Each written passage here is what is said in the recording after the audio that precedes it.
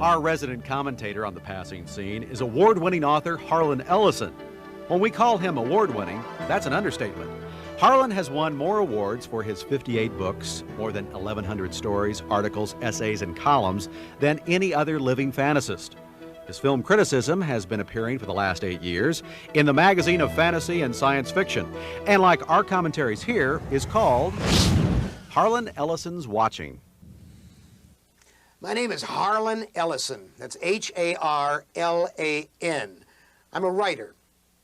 Call me a science fiction writer, and I'll come to your house and I'll nail your pet's head to a coffee table. I'll hit you so hard your ancestors will die. I'll hit you so hard your grandmother will bleed. I'm a writer. There's no adjective in front of it. I'm just a writer. Now, here I am sitting on the Sci-Fi channel. I really love that title, Sci-Fi. It sounds like the sound of crickets. I've been asked to do the commentary. I've been asked to uplift in this corner. And usually when you get a commentator, you don't know where they come from, what they stand for.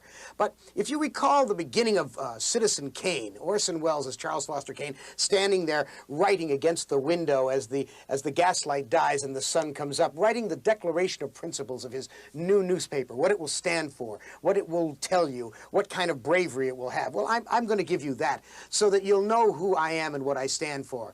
I'm sort of the opposite of somebody like, say, Rush Limbaugh, who in my perception has a brain that has turned a puree of bat guano, or the various other talk show hosts who don't really tell you what they stand for. My opinions are mine own. They don't reflect the show. They don't reflect the network. Let me tell you that I will not lie to you. At least I will try not to lie to you. Now, if I do and I don't know that I did it and you correct me, I'm going to let you know that you told me I lied and I'll stand corrected. If I do it on purpose to lie to you and you catch me at it, I will try to convince you that I did it for your own good or possibly for national security. That one seems to have worked for a great many people. Now, if that doesn't work, I'll probably whimper and throw myself on your mercy. I'm nobody's hero. I'm as often wrong as I am right. But I work hard at what I do, and I really believe there are some people who are better than others. Yes, folks, I'm an elitist. Yes, I know you can. On television, they will not hurt you if you say, you know, God picks his nose and eats it, or if you want to overthrow violently the United States government, or you say McDonald's makes toad burgers. But heaven forfend you should say that there are some people who are better than others. But in fact, it's true. Jackie Robinson, better. Eve Curie, better. Albert Einstein, you can't convince me that Albert Einstein wasn't faster, better, quicker, smarter, and one hell of a switch hitter at either side of the plate than anybody around him at the time. I believe that we are destined for something great. I believe that when we are at our best, when we try to paint the Sistine Chapel ceiling, when we walk on the moon, then we are our most godlike. To quote from Teilhard de Chardin, the great philosopher, theologian, humanist, and good Christian, the task assigned to us is to climb toward the light. That's what I will try to do in these commentaries. I will try to turn you on to things you need to be turned on to. I will chivvy and harass you, and I dearly hope I will insult you. Now, they've only got me for 26 weeks, so I'll probably be gone as soon as I insult the wrong people. While you got me for 26 weeks, enjoy. And if I insult you, it's probably because you deserved it. That name was Harlan Ellison. You know, basically, I'm an old fart. I'm 58 years old, and I'm in sight of the grave. And as the shadow deepens over me, I think back to some of the lost treasures. The lost treasures that live here in memory, here in the perfect video cassette, rather than in phosphor dot immediacy on the idiot tube and are gone forever. I think back to the wonderful books and the wonderful movies that I've seen that no one pays any attention to today because of cultural illiteracy or the fact that they've forgotten immediately. I remember when I was a kid and we would go for a ride on a Sunday afternoon, my mom and dad and I in the old Plymouth. In those days, you just went for a ride, man. You didn't go anywhere. You just went for a ride. And we would listen to the radio because they had great radio shows on.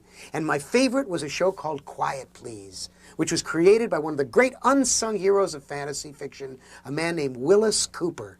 And the show began with the announcer, Ernest Chappell, who was one of those announcers whose voice could stop you as you went through a room, and you would be mesmerized for a moment. And he would begin by saying, "Quiet, please. Quiet, please." And on this Sunday, he said a line that I have never forgotten. He said, "There is a place just 5 miles from where you now stand that no human eye has ever seen. 5 miles down." And the chill that went up my spine that Sunday afternoon is the chill I just felt. Those lost treasures and other treasures that are lost to us because of the need for gimme, gimme, gimme, now, now, now. What book was written this week? What's the latest thing on TV? Are the treasures that we need to remember. I'm going to give you some of them. Look them up. This is good for your soul. Don't argue with me. When they take a convention roster of films to show, all right, we've seen The Thing from Another World a million times. We've seen The Day the Earth Stood Still a million times. We've seen Star Wars, God knows, a million times. But what about Seconds?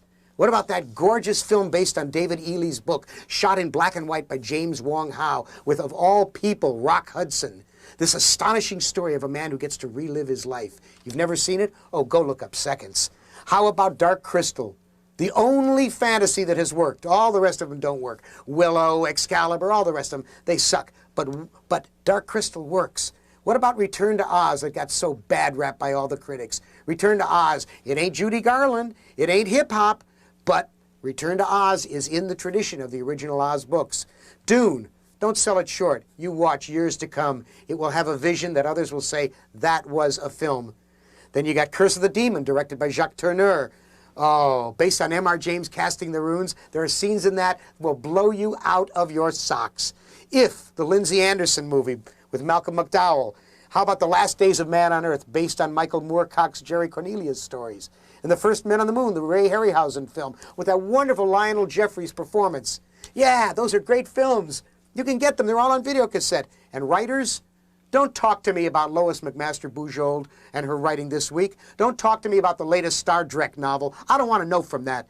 When you tell me that you've read Charles Beaumont and Walter M. Miller and Cordwainer Smith and Murray Leinster and Henry Kuttner and Richard Matheson and C.M. Cornbluth and Lee Brackett and Stanley Weinbaum and Jack Finney and Avram Davidson, many of whom are still alive, when you tell me you've read their great stuff, then and only then can you tell me about the latest Jerry Purnell military novel that was issued by Baen Books. Until that time, I'm going to look on you as an illiterate.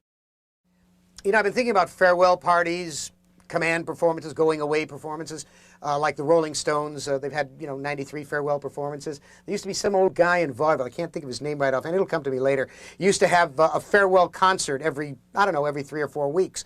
Oh, you're going to love this. Florence Foster Jenkins, remember that name? She was a woman who used to sing in New York years and years ago. She had a voice like a seagull getting an enema. She really couldn't sing, but people loved to go to her concerts because one of the reasons was that she would come out on the stage with a basket full of roses, and she would fling them to the audience as she sang the Bell Song from Lakme. And the audience would gather them up and fling them back at her again. And then she would fling them out again. And the reason I guess I've been thinking about going away parties and farewells and that sort of thing is the death of Superman. Oh, the death of Superman. Yes, DC Comics killed Superman. And it's not as if they hadn't killed Superman before. Let me show you this. This is the current magazine, The Death of Superman. Costs $1.25 in this version. If you buy this bagged version over here, it'll cost you $2.50 for the same magazine. But at the end of it, here we see Superman being held by Lois Lane, lamenting that she will not actually get to go to bed with Superman. They haven't yet been married. And here is the foldout, and it says, "The Death of a Legend."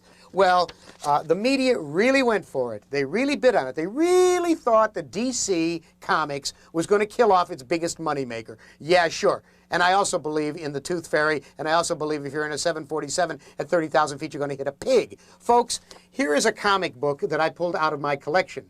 My collection? Oh, yes, I am a comic book collector. I bought my first comic in 1939. I've been buying comics all my life. I think in many ways they're America's literature. This comic is dated December 1983, and on the cover it says, "One angry burst of superpowers, and I killed my best friend." And there's Superman lying dead. But that's not the first time, 1983. Here's an issue of the Comic Buyer's Guide Price Guide, and they did an article called "The Death of Superman." Hasn't this been done before? Here is a list. Here is a list of just the ones in the 60s and 70s and 80s of the death of Superman. Folks, DC Comics killed off Superman 3 times a year. So what's all the noise? Well, the noise is hype. The noise is, let's make some money. Now, if it were 10 cents a comic, like when I bought comics, it'd be a different matter. But they're not. It's $1.25. It's $2.50. It's $5. And if you think, oh, I'm going to be a collector, and I'm going to collect this wonderful comic, and it's going to be worth money, Folks, they made up 2.5 to 3 million copies of this. If you bought 100 copies of this, 10 years from now, they're going to be less than the cover price. And if you think collecting them and putting them in these wonderful little poly bags is going to mean that you're going to make any money, remember that this are all the comics you would have to buy to get a complete run of that Doomsday set. And Doomsday, he was going to be a galactic maniac who comes and kills Superman.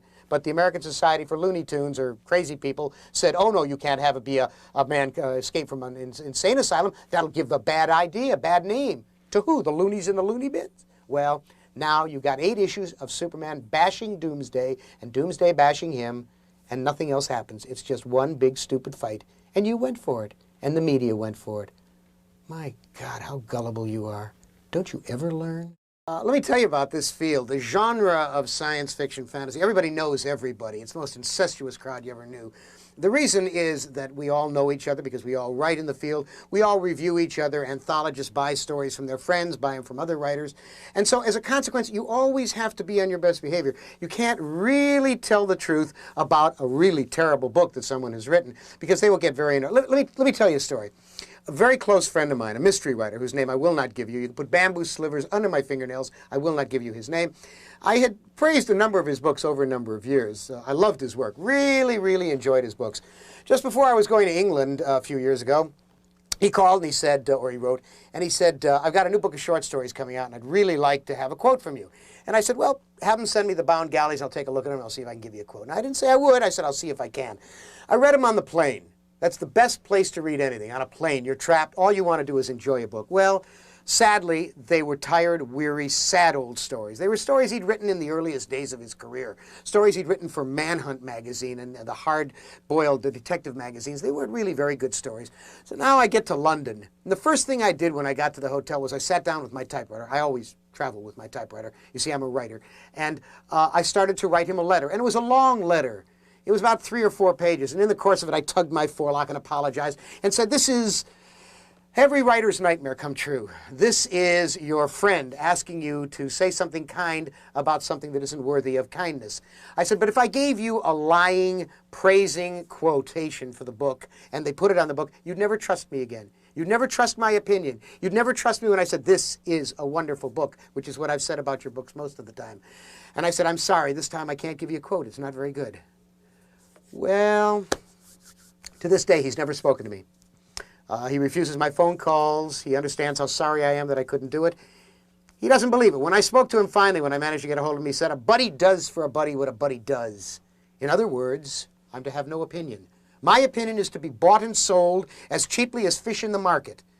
Unfortunately, that's what happened to poor Stephen King. Stephen King is a kind, good, decent man with a good heart.